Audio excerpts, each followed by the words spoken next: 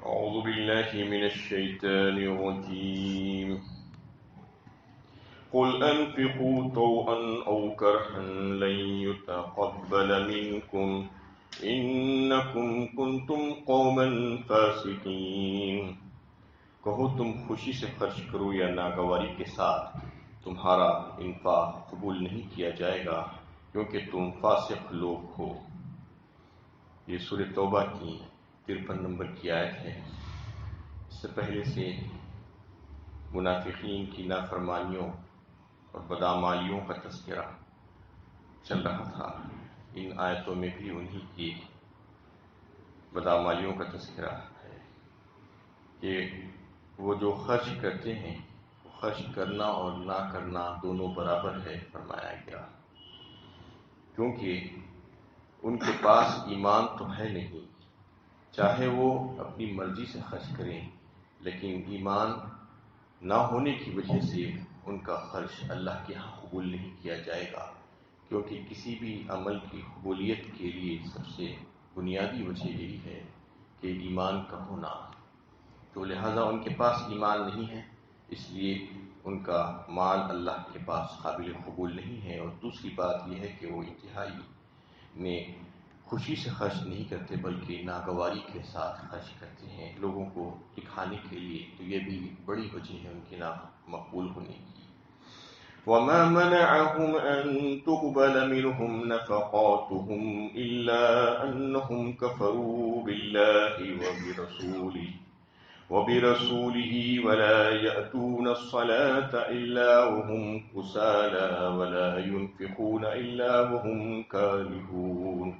ان کے انفاق قبول نہ کیے جانے کی وجہ اس کے سوا کچھ نہیں ہے کہ انہوں نے اللہ اور اس کے رسول سے کفر کیا، اور نماز کے لیے آتے ہیں تو کاہلی کے ساتھ آتے ہیں، اور خرچ کرتے ہیں تو ناگواری کے ساتھ خرچ کرتے ہیں۔ اس آیت میں بھی ان کے انفاق کے قبول نہ ہونے کی جو وجوہات ہے، وہ 3 وجوہات اللہ تعالیٰ نے یہاں پر بتائی ہے۔ تو سب سے پہلے یہ ہے کہ ان کا ایمان نہیں ہے اللہ اور اس کے رسول کے اوپر، الا انہم کفروا باللہ وبرسولہ۔ اور دوسری وجہ یہ ہے کہ وہ نمازوں کے لیے جب آتے ہیں تو انتہائی کاہلی اور سستی کے ساتھ آتے ہیں۔ مطلب یہ ہے کہ وہ نمازیں جو پڑھتے ہیں وہ صرف دکھاوے کے لیے پڑھتے ہیں، ان کو نماز کے متعلق یہ یقین ہے ہی نہیں کہ نماز پڑھیں گے تو اللہ کے ہاں ان کو ثواب اور اجر ملے گا، اور ترک نماز ہوگی اگر نماز چھوڑیں گے تو سزا اور عذاب ہوگا۔ یہ عقیدہ ان کے پاس نہیں ہے، یعنی جب ان کو یہ امید ہی نہیں ہے، خوف اور امید کے درمیان والا ایمان قابل قبول ہے۔ جب ان کو یہ بات کا احساس ہی نہیں ہے ان کے پاس کہ نماز پڑھیں گے تو ثواب ملے گا اللہ کے ہاں، نہیں پڑھیں گے تو عذاب ملے گا، سزا ملے گی، یہ صرف اور صرف دکھانے کے لیے، مسلمانوں کی صفوں میں شامل رہنے کے لیے، ان کی تکالیف سے بچ جانے کے لیے اور ان سے کچھ فائدے حاصل کرنے کی غرض سے مسلمانوں میں شامل ہو گئے تھے۔ دل میں ان کے پاس ایمان نہیں تھا، اس لیے جو بھی عمل وہ بظاہر کرتے تھے اسلام سے کا، وہ سب دکھاوے کا ہوتا تھا۔ تو یہ دوسری ان کی جو ہے بات خرابی جو تھی اللہ تعالیٰ بیان فرما رہے ہیں اس سلسلے میں، کہ وہ نمازوں کو تو آ کے کھڑے ہوتے ہیں مسلمانوں کے ساتھ، لیکن انتہائی سستی اور کاہلی کے ساتھ کھڑے ہوتے ہیں۔ وَلَا يُنْفِقُونَ إِلَّا وَهُمْ كَارِهُونَ۔ اور تیسری خرابی ان کی اس میں یہ بتائی ہے ان کے مال کے نامقبول ہونے کے لیے، کہ وہ جو بھی خرچ کرتے ہیں صرف اور صرف ریاکاری کے لیے، دکھاوے کے لیے، لوگوں کو کے سامنے پیش کرنے کے لیے کرتے ہیں۔ تو یہ تینوں وجوہات ایسی ہیں کہ اللہ کے ہاں ان کے جو ہے کوئی صدقے قبول نہیں ہو سکتی۔ اس میں سے ایک وجہ بھی اگر ہو جائے تو بھی قبول نہیں ہوگا، جیسا کہ ایمان نہیں ہے کسی کا، اللہ اور اس کے رسول پر ایمان نہیں ہے تو بھی اللہ کے ہاں اس کی کسی عمل کی کوئی اہمیت نہیں ہے۔ اسی طریقے سے جو نفاق کی جو صورتیں بتائی گئی ہیں کہ نماز میں آتے ہیں تو صرف دکھاوے کے لیے وہ، اور پھر جو بھی چیز اللہ کی راہ میں خرچ کرتا ہے کوئی، اگر اس کو صدق دلی کے ساتھ، خوشی کے ساتھ، اچھی نیت کے ساتھ اگر نہیں خرچ کرے گا تو پھر وہ بھی قابل قبول کبھی بھی نہیں ہو سکتا۔ فَلَا تُعْجِبْكَ أَمْوَالُهُمْ وَلَا أَوْلَادُهُمْ انما يريد الله ليعذبهم بها في الحياة الدنيا وتزهق انفسهم وهم كافرون۔ تم ان کے مال اور اولاد کو دیکھ کر تعجب نہ کرو، اللہ تو یہ چاہتا ہے کہ ان کے ذریعے ان کو دنیا کی زندگی میں عذاب دے اور ان کی جانیں اس حال میں نکلے کہ وہ کافر ہو۔ اس آیت میں ایک پیغام دیا گیا ہے کہ بعض دفعہ ایسا ہوتا ہے کہ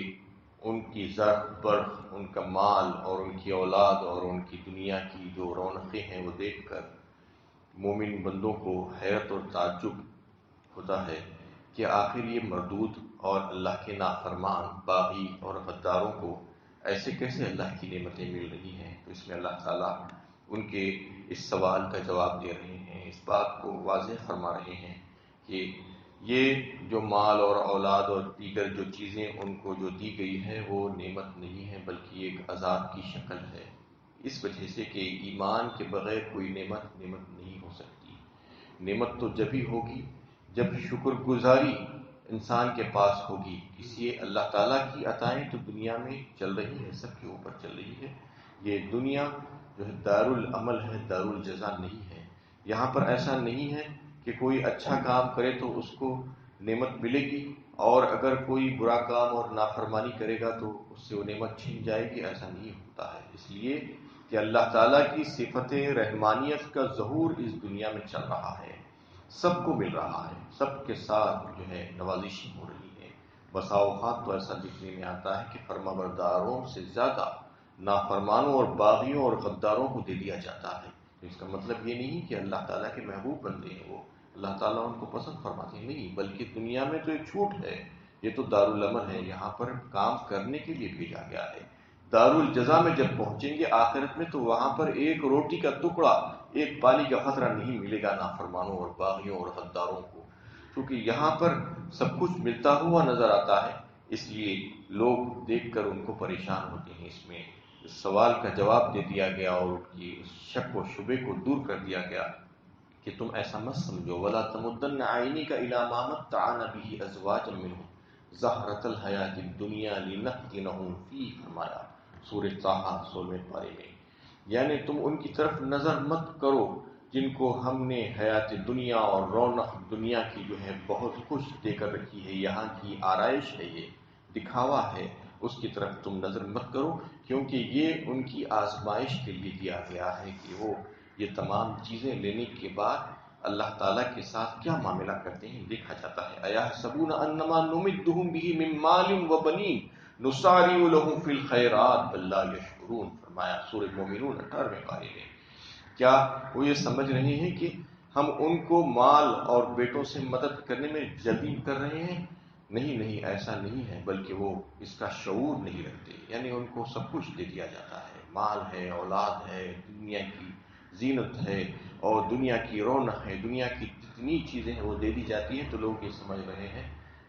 جس کو مل رہا ہے کہ اتنی نافرمانی کے باوجود بھی مل رہا ہے تو ہم ان کو جلدی کر رہے ہیں یہ ساری نعمتیں دینے میں، نہیں، بلکہ ان کو اس بات کا شعور نہیں، ان کی آزمائش چل رہی ہے، ان کا امتحان ہو رہا ہے۔ اور آپ دیکھیں تو یہ مال اور اولاد کئی ایک وقتوں میں جو ہے دنیا میں انسان کے لیے عذاب کا باعث بن جاتی ہے۔ مال کمانے کے لیے انسان کس قدر محنتیں کرتا ہے، دن رات اپنی جو ہے لگا دیتا ہے اس کے پیچھے، اپنی جسمانی اور روحانی تکالیف کو سہ لیتا ہے اور اپنی نفس، اپنے ذات اور اپنے اہل و عیال میں بھی جو ہے اس کو وقت گزارنے کے لیے فرصت نہیں ملتی مال کمانے کے لیے۔ سب کچھ قربان کر کے جب مال اس کے پاس آتا ہے تو پھر مال کی حفاظت اور پھر مال کو بڑھانے کے سلسلے میں پھر سے کوشش شروع ہو جاتی ہے، اور پھر مال کی حفاظت ہو رہی ہے اور بڑھ بھی رہا ہے، لیکن کبھی کسی وجہ سے مال میں کمی آ گئی، نقصان ہو گیا، بیماری آ گئی تو جو ہے ایک غموں کا پہاڑ ٹوٹ پڑتا ہے۔ بسا اوقات تو انسان مر جاتا ہے اس کا مال اگر لٹ جائے تو، اور پھر جو ہے مال نہیں لٹ رہا ہے ویسا ہی ہے، لیکن خدشہ تو ہمیشہ لگا ہوا رہتا ہے، خطرہ رہتا ہے کہ کہیں مال ختم نہ ہو جائے، چلا نہ جائے، اس کی فکر میں جو ہے غموں میں مرا جاتا ہے وہ، اور نہیں تو آخر میں تو وہ اس کا مال کھینچے جانے والا ہی ہے اس کے پاس سے، موت سے پہلے تو وہ خالی ہاتھ ہی جائے گا، کیونکہ جو اللہ کی نافرمانی کیا تھا یہاں پر اللہ تعالیٰ نے اس کو مال و دولت اور دیگر نعمتوں سے نوازا تھا، لیکن اس نے جو ہے شکر ادا نہیں کیا، تو وہ ساری چیزیں اس کے لیے حسرت بن جائے گی۔ اس وقت جب وہ اس دنیا سے جائے گا تو اللہ کا مجرم بن کر جائے گا، اللہ کا مہمان بن کر نہیں جائے گا۔ یہ ساری چیزیں جو ہے مال اور اولاد کے تعلق سے ہے، اس لیے اس آیت میں واضح کیا گیا ہے کہ ان پر تعجب مت کرو۔ لا یغرنک تقلب الذین کفروا فی البلاد متاع قلیل ثم مأواہم جہنم وبئس المہاد۔ سورہ آل عمران چوتھے پارے میں بھی اللہ تعالیٰ نے ایسے ہی لوگوں کے تعلق سے وضاحت فرماتے ہوئے فرمایا کہ ان کا دنیا میں اور زمین پر چلنا پھرنا تم کو تعجب میں نہ ڈالے، دھوکے میں نہ ڈالے۔ لا یغرنک تقلب الذین کفروا فی البلاد، شہروں میں ادھر سے ادھر ادھر سے ادھر پھر رہے ہیں، خوب زر برق چل رہی ہے، مال و دولت کی ریل پیل ہے،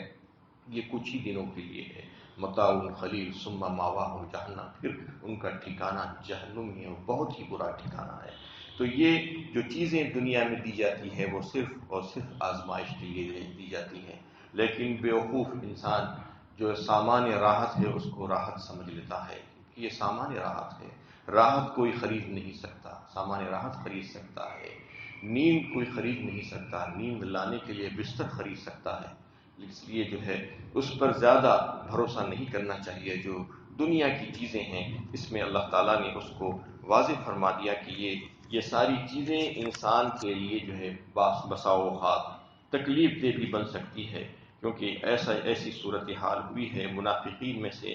کتنے ہی لوگوں کی جو چیز مخلصانہ ایمان سے باز رکھی ہوئی تھی وہ مال اور اولاد کا گھمنڈ تھا۔ اس گھمنڈ نے بالآخر ان کو زکوٰۃ دینے سے انکار کرنے پر آمادہ کیا، اور حضرت ابوبکر صدیق رضی اللہ تعالیٰ عنہ کے دور خلافت میں، جن میں آغاز ہی میں وہ یہ واقعہ پیش آیا تھا کہ کچھ قبیلوں نے زکوٰۃ دینے سے انکار کر دیا تھا، تو حضرت ابوبکر صدیق رضی اللہ تعالیٰ عنہ نے ان کے خلاف